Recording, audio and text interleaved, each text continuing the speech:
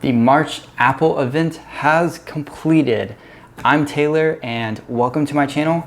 I'm going to go over my impressions of the March 2022 Apple event. It was amazing. There was a lot of exciting products released and products that have been updated. The first on the list is the iPhone 13. It's getting a new green color. Looks pretty solid. I'm not much of a colored iPhone kind of person, but I'm sure if you appreciate various colors in your iPhones, then you will be excited for this new green color.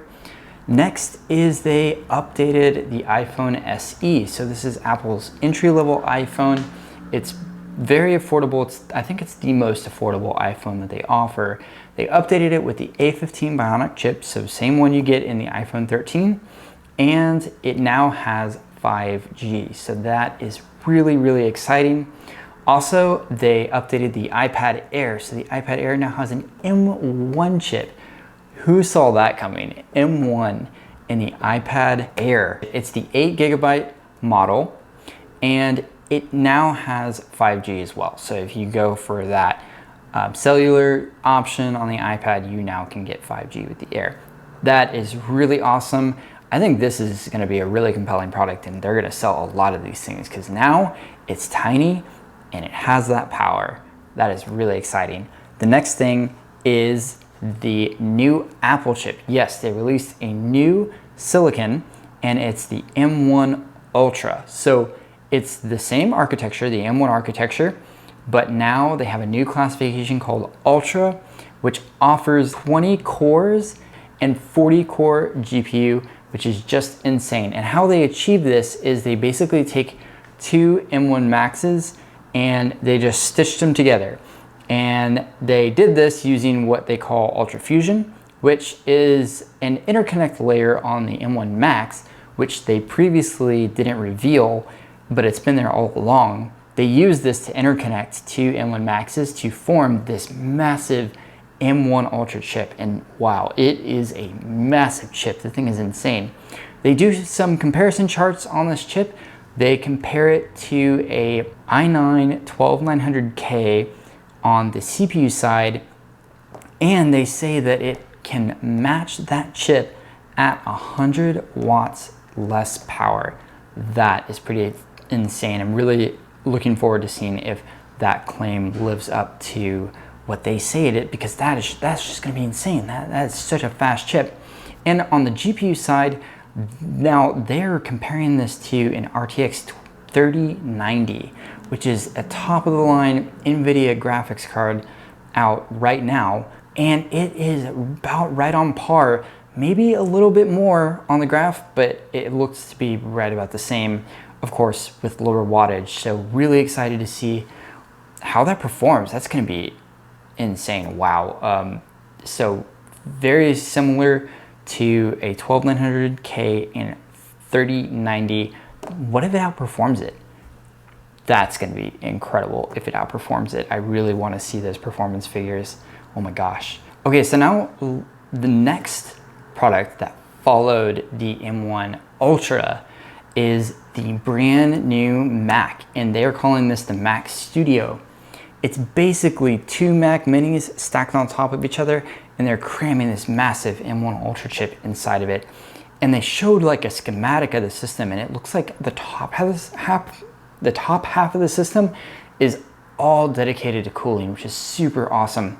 They offer the M1 Max in this and the M1 Ultra, so you can get two flavors of CPU in there, which is nice. It offers a wide range of affordability for this beast of a system, and they're also claiming that the M1 Max is more powerful than the M1 Max that is in this laptop. And this laptop is the top of the line M1 Max with the 32 gigabytes of unified memory. But it has the 32 core CPU and the 10 core CPU, and the Max in the new Mac Studio outperforms this. That's what Apple is claiming. So we'll see what happens there. But yeah, two flavors of these chips in this M1 or this Mac Studio. It's getting hard to keep track of all these things. The Mac Studio, and let's take a look at some of the configurations that they offer here. So they have two right out of the gate with the M1 Max and the M1 Ultra. The M1 Max is the 10-core CPU, 24-core CPU, but you can configure that up to the 32-core. And then the M1 Ultra is the 20-core CPU, the 48-core GPU. I think previously I said it had 40 cores, but it has 48 cores. And yeah, you can also get a binned version of it. So looking at the differences here, differences in RAM, differences in storage. The two USB-C ports in front are a little bit different. So the M1 Max version has two USB-C ports. The M1 Ultra version has two Thunderbolt 4 ports. Both have SD card slots, so that's good. And then the back of the I/O is all the same. Yeah, all the same. So if you go into the M1 Max, you got quite a wide range of options here. You have the 24-core GPU. You can go ahead and go to that 30-core GPU, which is the one that's in here. And then you can go to the 48-core GPU, or you can get the absolutely monstrous 64-core GPU. Wow, I was way off on my core count. The M1 Ultra can go up to 64-core GPU. Okay, that's insane. It is $1,000 upgrade though. Holy crap, that's a lot. But it's gonna be a monster. It's absolutely gonna be a monster. You can configure it with 64, 128 gigabytes of unified memory. The Max can only go up to 64, so no difference there from the laptop version. And then of course, all configurations can go up to 8 terabytes. And then let's go back to the selections. Yeah, so you can select now the pre-configured M1 Ultra, and there you go. You can get the 64-core CPU for $1,000 more, 64, 128, and then up to 8 terabytes. That's pretty insane. Okay, so then Apple revealed another product. It is a display, and this is the one we've been waiting for, a new display from Apple. It's been so long since Apple released a display. Well, they released the Pro XDR display, but I mean, come on, that's like $6,000. Like, who can afford that? But this is much more lower priced. It's much more affordable, and it's pretty impressive. So let's take a look at that. So here it is, the Studio display. They got them side by side. It's like Studio Display Pro XDR, 27-inch 5K Retina display, and it has a 12 megapixel camera, same camera that's in the iPad, and it has center stage. Also has studio mics, so we're getting those studio mics that we see on like the MacBook Pros, and it has a 6-speaker spatial audio system all around the monitor, so the sound is going to be pretty amazing. I'm pretty sure it's going to be sick. And if we look at some of the tech specs here, so we got 27 inches, 5K, yeah, 5120 by 2880 resolution at 218 pixels per inch, 600 nits of brightness, which is 100 nits more than the other standard definition displays. Like this display is the Pro XDR display for the laptop, and it can only go up to 500 at standard display resolution. But this one can do 600. It has P3 True Tone, which honestly nobody cares about, but no mini LED. So that's the only letdown. Well, there's two letdowns. There's no mini LED, and there is no ProMotion. So it is 60 hertz, non-mini LED, so standard IPS, which is kind of a disappointment, but whatever. We'll get over it, right? Like this, I'm sure it's gonna look amazing. You can configure it with a nano texture glass, which is the anti-glare coating that Apple puts on, like the Pro XDR is available for that. I think it was available for like MacBook Pros way back in the day. Okay, you need to move.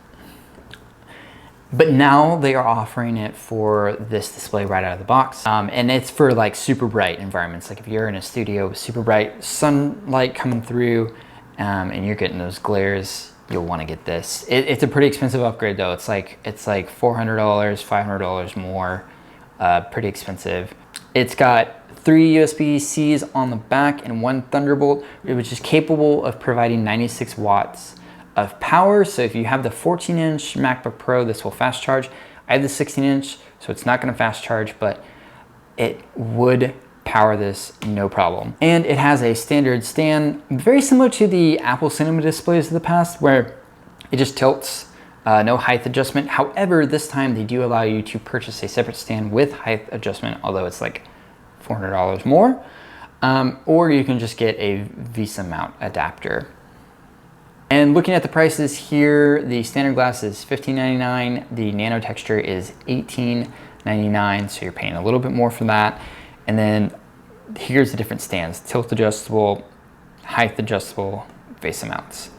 And yeah, that's it. That is all that Apple revealed for this March event. How exciting. We got a new chip. We got essentially 2 new Macs, the Mac Studio and the Mac Studio Display. Super exciting. Now, I did get one of these out of all the products that were revealed today, including the upgrades. I got one of them, and I want you to guess which one I got. I'm gonna do a video on it. It's gonna arrive next week. And yeah, I'll do a video on it. So try to guess which one I got, which configuration I might have gotten, depending on what I got. Try to guess that too. And yeah, if you guess it, then props to you. I'll give you I don't know. I won't give you anything, but I'll be impressed. Yeah, so that's it. What did you guys think of the event? Let me know down in the comments below. Thank you so much for watching, and looking forward to covering some of these new products with you. I'll see you in the next one.